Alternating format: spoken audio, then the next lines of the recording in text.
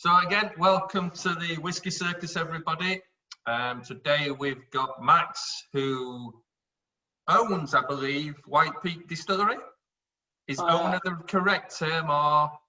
Yeah, it's pretty accurate, most of it. Yeah, so what I'll do today is I'll let Max introduce himself and give us a little bit of an introduction to himself and what he does, and then we'll go into the same format as normal, a few questions and hopefully plenty of answers. So I'll hand over to you, Max, and please introduce yourself. Yeah, thanks, Soren. Hopefully everyone can hear me well. I guess to start off, yeah, Soren, just like to thank you for inviting me and giving us the opportunity to talk to the group about the distillery. I guess still in its relative infancy. I'm looking around the screen, actually. There are one or two people on here that I do recognise, either names or faces. So those I've spoken to before, good to see you. So we're based in Derbyshire, White Peak Distillery, near a small town called Ambergate. And we're in an area of Derbyshire which is referred to as the Derwent Valley. We're actually in a World Heritage Site, which has its designation more from the cotton mills that were founded there in the 17th and 18th centuries. So guys like Richard Arkwright set up his mill in a town called Cromford, just slightly north of us. And I suppose these were the industrialists that were the grandfathers of the factory system or the Industrial Revolution. And that's why it's got this World Heritage Site designation. So it's quite an interesting place. We're in a part of Derbyshire, I guess, that industrial heritage meets some of the nice countryside that extends into the Peak District. So we started the company, I guess, if you go to Company's House, you'll see April the 1st, actually, 2016 was when the company was started. At that point, it was just me and to some extent my wife, but she does now work full-time in the business, that were trying to get the dream of starting a whiskey distillery in Derbyshire / the Peak District off the ground. So the first, I guess, 18 months were spent doing what I guess lots of people in my position have had to do before, was raising money and trying to find a home for the distillery, and I've just given you a little bit of background for that. And then also one of the things that we did early on was try and identify a head distiller.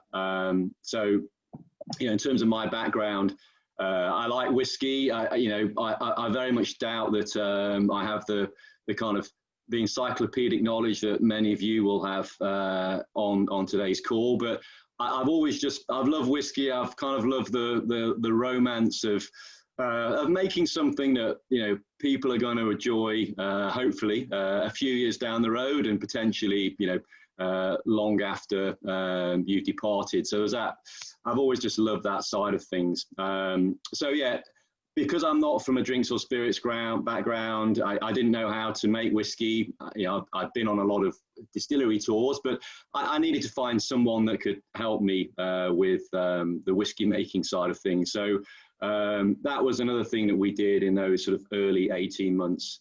And our head distiller is a guy called Sean Smith, who is a young guy. He was at the Cotswolds Distillery at the time, and he joined us in November 2016. So, I mean, we really had not broken ground with the distillery when Sean joined us.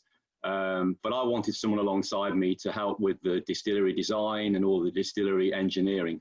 So that was the kind of the first 18 months. I suppose I should add, because the English whiskey scene is, very collegiate, and, I didn't poach Sean from the Cotswolds. I actually went to Heriot Watt University. I'm sure many of you are familiar with the courses they run up there, and I approached a lady called Dr. Annie Hill, and I just said, look, Annie, I'm want to start a whiskey distillery. I don't know how to make the stuff. You know, can you help me find a distiller? And she said, look, we've got loads of people on our alumni network, and you won't struggle to find someone because the opportunities to make whiskey in England are few and far between. But I happen to have a student that graduated from here, I think like 3 or 4 years ago, who's working down south, is how she referred to it as, which I guess from Edinburgh, the Cotswolds is.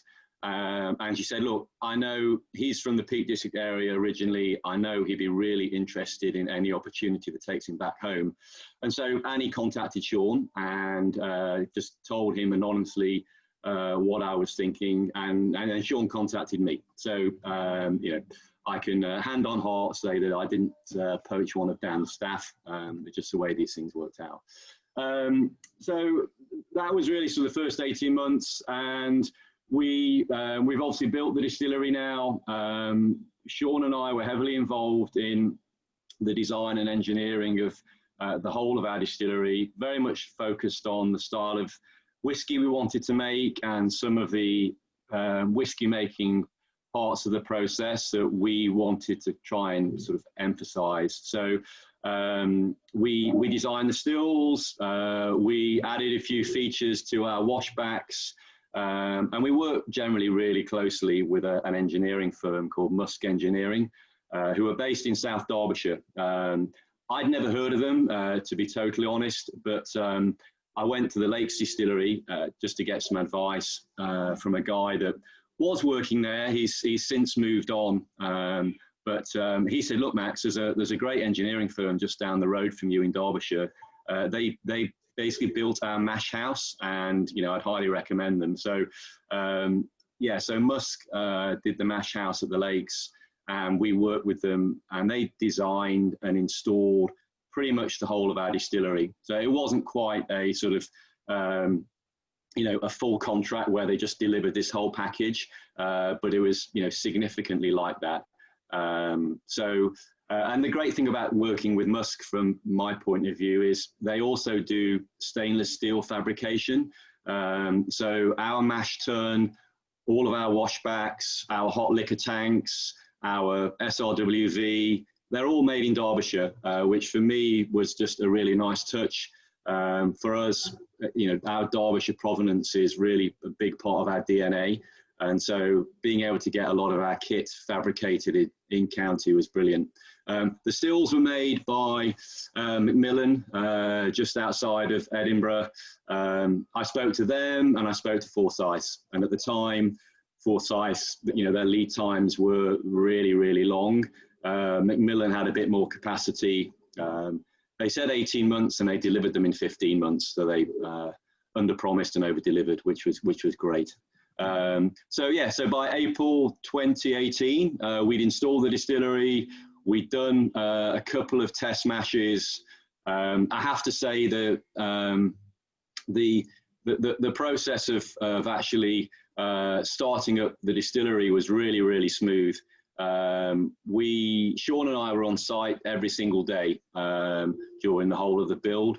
And so any question that was raised by the engineers that, you know, fell out of a drawing that when you get on the ground, it needs a bit more detail, a bit more color, we were there right away. So I think, you know, that made a big difference. So when it came round to commissioning, we had precious few problems, and even those we did have, Musk were only 15 miles down the road, so that all went, you know, pretty smoothly. So that was April 2018, and we've been pretty much, I guess, in kind of expansion mode in terms of our operations since then. We've had a few dips in the road because of localized flooding in Derbyshire last November, and then more recently because of COVID. But we filled about getting on for 770 casks now. We are currently mashing at the rate of 4 a week. We were at 5 pre-COVID, and we were hoping to get up to a 7-day-a-week operation by mid-2020. We've now just had to kind of push back our aspirations a little bit. Again, it's related to COVID, but we hope to get there by the middle of next year. And So our oldest spirit, we've got a few casks that have kind of tipped over that sort of 2-year age, and and so far we're really happy with the way the spirit's maturing. Our core house style is a lightly peated single malt. For those that are interested, it's about 6 to 8 ppm. We didn't really want to necessarily be identified as a distillery that was making a peated whiskey. That light peat added some background complexity in terms of flavor and to a lesser extent aroma that we just found really interesting when we were doing our sort of R&D into what was in thinking about our Derbyshire whiskey. So Soren, I guess that's a very brief background about how we've kind of come to this point so far and where we're at. I suppose finally I should say that our planned first release of whiskey is October next year. Yeah, I mean, that's brilliant. What I'm